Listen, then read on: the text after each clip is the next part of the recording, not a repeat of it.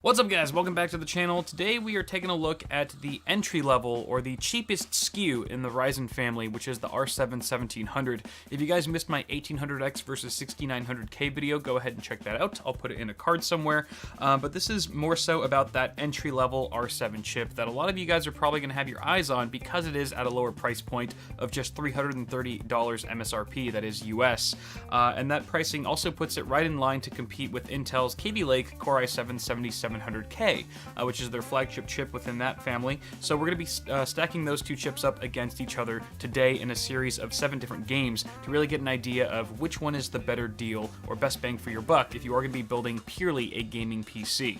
Now, the specs of the 1700, interestingly enough, are very similar to that of the 1800X, but obviously for significantly cheaper. We still got the 8-core, 16-thread count, the combined 20 megabytes of L2 and L3 cache. The only two big things that are different here between those two chips is the out-of-the-box frequency. So we're seeing a base clock of 3 gigahertz with a boost to 3.7 on the 1700, and a 65-watt TDP. That's significantly lower than the 95-watt TDP of the 1800X, which is already a lot lower than something like the 6900K. So hopefully we're going to be able to take a look at thermals just a little bit later on in this video and see just how much cooler this chip is than, say, the 7700K, especially if we're going to be overclocking both of those. Speaking of overclocking, I was curious to see what kind of frequency we could hit with our 1700 by tweaking things in the BIOS, and sure enough we were able to hit 4.0 gigahertz at 1.365 volts. Now if you remember in the 1800X video I did, the stock V-core of that chip is 1.35, so I decided to dial it in a little bit further this time around because I really wanted that nice even 4 gigahertz mark, and we were able to do it. It's rock solid stable. If you're willing to dial in a manual overclock, you can probably get similar performance with the 1700 as you can with the 1800X, as we see from this 4 gigahertz overclock, as well as the gaming results we're about to see in a bit. As for the 7700K, being the overclocking champ that it is, we were able to take that to 5 gigahertz quite easily with about 1.4 to 1.41 volts in the BIOS. So that was all fine and dandy. Let's go ahead and take a look at some of our testing hardware. On the AMD test bed, I'm using the exact same hardware that I did on the 1800X setup, with the exception of the CPU, of course. We've got that Noctua cooler that was provided to me by AMD themselves, as well as the MSI X-Power Gaming Titanium on the 370X chipset. We've also got 16 gigs of Corsair Vengeance LPX DDR4 3000, as well as a GTX 1080 Founders Edition running at stock frequencies. Our boot drive is the SX900 from ADATA, that's a 512 gig disk, and our power supply is a 1600 watt unit from LEPA. For our 7700K Intel test bed, we're using a Hyper 212 Turbo from Cooler Master as our air cooler. Both of these coolers, by the way, their fans were maxed to 100% throughout the entirety of today's tests. We've also got a Z270 Gaming Pro Carbon motherboard from MSI, same memory and same graphics card as our AMD test bed. That's all being duplicated here. HX 750 watt unit from Corsair, and a 1TB RD400 SSD from OCZ. This thing is blazing fast, but it's not going to give us an advantage in terms of frame rates or gaming performance over the SSD, the SATA 3 SSD, so just bear that in mind. It's just going to lead to reduced loading times and things of that nature. But those are pretty much all the specs of what we're using today. I did want to mention that we're also using the latest NVIDIA driver, which is 378.66. Additionally, all 7 of the games I ran today were tested at 1920 by 1080. I threw out 1440p and 4K benchmarks altogether because I'm trying to eliminate any sort of GPU bottlenecking across the board, and that's just going to help us determine which of these CPUs is actually the better deal. I know a lot of you guys who are gaming at Hyper 1080 resolutions interested in getting the 1700 are really just curious to see what kind of frame rates you can get at those pixel counts. However, the only way we're going to expose weaknesses between these chips is by tailoring our benchmark environment to be primarily CPU bound. So hopefully that makes sense. I didn't quite have time to test all the resolutions, so you'll forgive me for being a one-man crew. Maybe that's something we can do in a follow-up video. On that note, why don't we go ahead and jump into our first benchmark, which is Doom, and this sort of sets the stage here with the 7700K pulling ahead of the 1700 pretty much on the average frame rates as well as the low-end 99.9 percentile. We actually saw a 9% lead with average FPS, going from 179 on the 1700 to 195 on the 7700K, and that trend sort of continues with the low-end numbers as well. We see a similar result take hold in Ashes of the Singularity, with average frame rates for the 7700K being 66.6 compared to the 59.8 on the 1700, which gives us an 11.3% gain on the Intel flagship Kaby Lake. Unfortunately, I don't have any 1.6 1% or 0.1% lows for you guys in this test, particularly because Fraps wasn't recording properly while I was running the preset benchmark. But this still gives us a pretty clear indication of the IPC lead that we've got with the 7700K. In Battlefield 1, the 1700 keeps pace very nicely with the 7700K. You can see here we've got identical frame rates on average, as well as 1% lows. There was a slight dip on the 1700's 0.1% lows, but overall not too bad.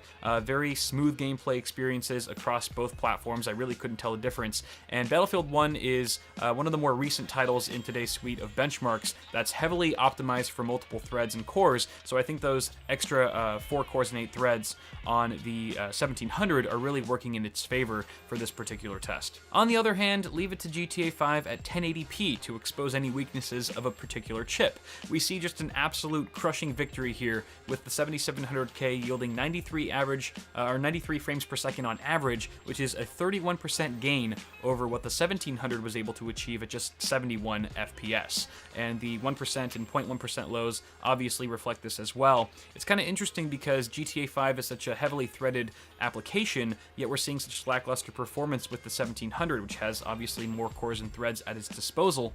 I think a small explanation for this is that we're just seeing a more refined architecture at this point in the game from Intel as we are from AMD, because I mean, if you think about it, Ryzen has been in the works for 4 years now, which means they started developing Ryzen in 2013, and I think just the fact that Intel's been reiterating their architecture every year or two really has allowed them to just get into the groove, as opposed to AMD still trying to find their footing. I think that could, in some small way, explain what's going on here. And again, we're seeing this trend continue here in Metro Last Light, with the 7700K yielding 11% more frames per second on average than the 1700, and we're getting pretty low 1% and 0.1% lows as well, which do indicate a little bit of choppiness for our AMD chip here. And hopefully we can see some big improvements on this end in the next 6 months to a year moving forward, because at their press event 2 weeks ago, AMD was very adamant about working more closely with game developers, big game developers, very similarly to how they and NVIDIA already do that on the graphic side of things. AMD wants to bring their CPU architecture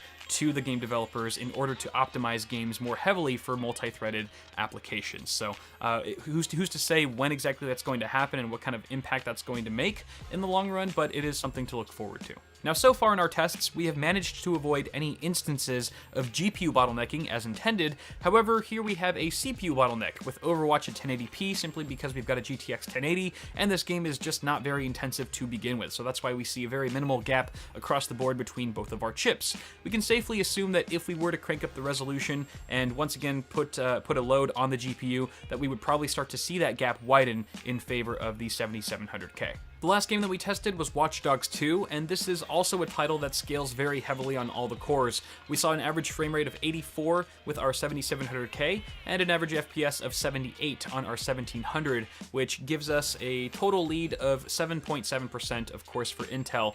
And actually, this particular test is fairly representative of the overall average frame rates rendered across all 7 of our games, with the 7700K rendering 127 FPS on average, and the 1700 yielding 118. Given these figures, we can use basic maths to deduce that the 1700 on average rendered 7% fewer frames than the 7700K, and if you factor in pricing, the 1700 is only 3% cheaper. So, and that's at the MSRP of $330. So if we're to draw some conclusions based on these numbers, I think the data really speaks for itself. And my takeaway from these results is that if you are in the market for a gaming PC and you're building it today, and you need it right now, and that PC is strictly for gaming, you're not video editing, you're not encoding, you're not live streaming, you're just gaming, and you need it today, then the 7700K is the better value. As we saw, you're going to be rendering out 7 to 7.5% more frames on average than the 1700, and you're only paying 10 to 20 bucks more, depending on where you get it, of course, but overall, I think that's worth it. However, what I said about the 1800X also applies to the 1700, and that is, if you're building a PC that's split right down the middle, you're going to be gaming half the time, and video editing, doing workstation stuff, live streaming the other half of the time, then the 1700 is the better option, I would say. I would definitely recommend it if you are going to be doing sort of a jack-of-all-trades scenario where heavily multi-threaded applications that are non-gaming related are going to be thrown into the mix. So that is one area where the 1700 really does shine, and it is quite a deal, because I think on the Intel side of things, if you were to up to a 6-core 12-thread part that could compete with that in that same space, you'd be looking at the 6800K, which is at least around $100 more, maybe a little bit, you know, $80 to $100 more than the 1700. Alternatively, if you don't need a gaming PC right now, I would highly suggest waiting to see what other Ryzen SKUs will be offering once they launch, because we don't know exactly what the price points will be. We know that they'll be more aggressively priced than the current stack of R7 chips. Those might fall more in line with your expectations and needs. Also, we just don't know, like I was mentioning earlier, where the Ryzen architecture is headed. With AMD working more closely with game developers, who knows? We could see sort of like an RX 480 thing, where even though that's more driver implemented, how the performance of the RX 480 has just kind of skyrocketed since it launched, because there have been all these iterations to the drivers. Similarly, we may eventually see some nice performance gains from Ryzen as AMD continues working more closely with game developers and sharing their CPU architecture with them in order to develop games more tailored for higher core and thread counts. But I think that's pretty much going to do it for now, guys. Let me know what you think of the results in the comments below, and also feel free to toss me a like on this video if you enjoyed it. More tech stuff coming out really soon, guys. Be sure to subscribe to the channel if you haven't already. You can also check out Bitwit Ultra, my new paid subscription channel where you get all my content ad-free and a week early. So go ahead and check that out. Links in the description below. I'll put cards and stuff all over the place. But I'm going to go ahead and get out of here, guys. Have a good one. I love y'all. Thanks again for watching and all that jazz, and I will see y'all in the next video.